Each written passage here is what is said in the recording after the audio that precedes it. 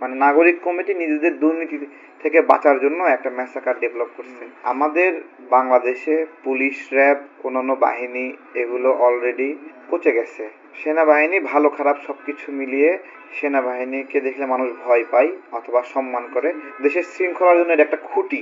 মানে এই খুঁটি দেখতে যেমনই হোক, এই খুঁটিটা আমার মাথার উপর আকাশ ভেঙে পড়া থেকে আকাশটাকে আটকায় রাখে, তাই না? তো এই খুঁটিটাকে নড়বড়ে করার একটা চেষ্টা আছে ভাই। যে যাই বলুক, চাঁদাবাজি, লুটপাট, বিভিন্ন রাজনৈতিক দলের বিভিন্ন ধরনের কর্মকাণ্ড, সেনাবাহিনী গেলে সব ঠান্ডা। ওই জায়গা থেকে ওই জায়গাটা নষ্ট করার জন্য একটা তৎপরতা আছে বেশ কিছুদিন যাবতই। তো সেনাবাহিনী আওলায় গেলে লাভ কার? আমরা কেউই কি নিরাপদ? আমি আপনাদেরকে বলি, ধরেন আজকে ওয়াকার সাহেবকে কেন্দ্র করে সেনাবাহিনীর মধ্যে দুই ভাগে ভাগ হয়ে গোলাগুলি ঠুসঠাস করে আওয়াজ হচ্ছে, তাই না? তাহলে এই জাতির মধ্যে যে একটা শৃঙ্খলা, এই শৃঙ্খলাটা নিয়ন্ত্রণ করবে কে, তাই না? এটা কি খেলার জিনিস? অনেকে বলতেছে ওয়াকার এবং সেনাবাহিনী এক জিনিস না। আরে ভাই, সেনাবাহিনীর সর্বোচ্চ নির্বাহী প্রধান, তাকে আর সেনাবাহিনীকে এক জিনিস না আপনি বোঝাচ্ছেন? এটা কি হয় নাকি বলেন ভাই? 30% মানুষ ধরেন সেনাবাহিনী, তারা তো অন্তত তার কমান্ড মানবে, সেটা নিয়ে একটা ঝামেলা হবে না? এটা একটা ম্যাসাকার। মানে নাগরিক কমিটি নিজেদের দুর্নীতি থেকে বাঁচার জন্য একটা ম্যাসাকার ডেভেলপ করছে।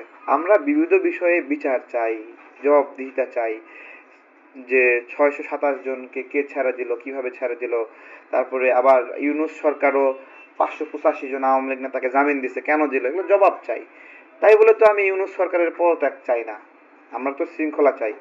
বাইরে বেরোচ্ছি, ঘুরছি ফিরছি, রাজনৈতিক বক্তব্য দিচ্ছি, প্রোগ্রাম করছি, এই যে ভালো আছি, ভালো কি থাকতে চাচ্ছি না? আমার প্রশ্ন, আমরা কোন সিচুয়েশনটা চাই? আমরা আওয়ামী লীগের বিষয়ে কথা আসছে, তাই না? যে আওয়ামী লীগের পুনর্বাসন। আচ্ছা, ওয়াকার সাহেব চাই আওয়ামী লীগের পুনর্বাসন, এটাই তো বলতেছে। আপনাকে একটা কথা বলি, ধরেন আপনার গ্রামের নাম লতিফপুর। এই লতিফপুর গ্রামে 10 জন আওয়ামী লীগের নেতা ছিল। এরা মানুষের জায়গা জমি দখল করে মানুষকে কষ্ট দিছে। তো এই লোকগুলো শেখ হাসিনা পতনের পরে খুব বেকা দেয়া আছে, মানুষ এদের উপর মানে বিলা হয়ে আছে এবং এরা এলাকায় ঘোরাফেরা করতে পারে না। আচ্ছা, তো মানুষ একটা শান্তির পরিবেশে আছে। আর এই মানুষটা যদি ধরেন বিএনপিতে, জামাতে অথবা নাগরিক পার্টিতে অথবা গণ অধিকারে অথবা আমার দলে যোগ দেয়, তাহলে এই লোকের দ্বারা যে এলাকাবাসী নিপীড়িত হতো, তারা আবার নিপীড়িত হবে না এই লোকগুলোর দ্বারা?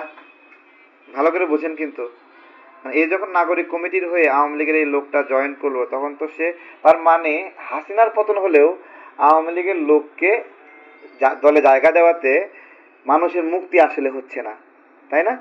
আচ্ছা, হাসনাতরা আওয়ামী লীগকে নিষিদ্ধ চায়, খুব ভালো কথা। আওয়ামী লীগকে নিষিদ্ধ কে চাইবে? যে আওয়ামী লীগকে সহ্য করতে পারে না সে চাইবে, তাই না? আওয়ামী লীগের উপর ক্ষিপ্ত সে চাইবে, আওয়ামী লীগের দ্বারা ক্ষতিগ্রস্ত সে চাইবে, তাই না? সে নিষিদ্ধ চাইবে। হাসনাত কি আওয়ামী লীগের দ্বারা ক্ষতিগ্রস্ত? আমি জিজ্ঞাসা করছি। শেখ হাসিনার পতনের পরে হাসনাত শ্রমিক লীগের নেতার বাসায় গেল, তাই না? গিয়ে মিটিং করলো। এখন হাসনাত তো ক্ষতিগ্রস্ত না, কারণ হাসনাত আওয়ামী লীগের নিষিদ্ধ চাচ্ছে। আওয়ামী লীগের নিষিদ্ধ চাইবে কে? আমাকে 3 বার গুম করছে, আমি নিষিদ্ধ চাবো? আমি নিষিদ্ধ চাই, আমি নিষিদ্ধ চাই, আমি নিষিদ্ধ চাই। তাহলে আমি নিষিদ্ধ চাই, আমি ক্ষতিগ্রস্ত চাই, তাই না? তা হাসনাত নিষিদ্ধ চাই আসলে কেন? আমার প্রশ্ন, সে কি আওয়ামী লীগের দ্বারা নিষিদ্ধ চাই? হাসনাতের একটা এজেন্ডা তুষার ফাঁস করে দিছে। তুষার ফাঁস করে দিছে কিভাবে?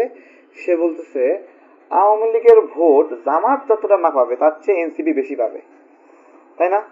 তার মানে এনসিপি আওয়ামী লীগের ভোটটা চায় নাকি? এনসিপি আওয়ামী লীগের ভোট চায় তুষারের কথা অনুযায়ী। তা আওয়ামী লীগের ভোটটা কখন আসবে?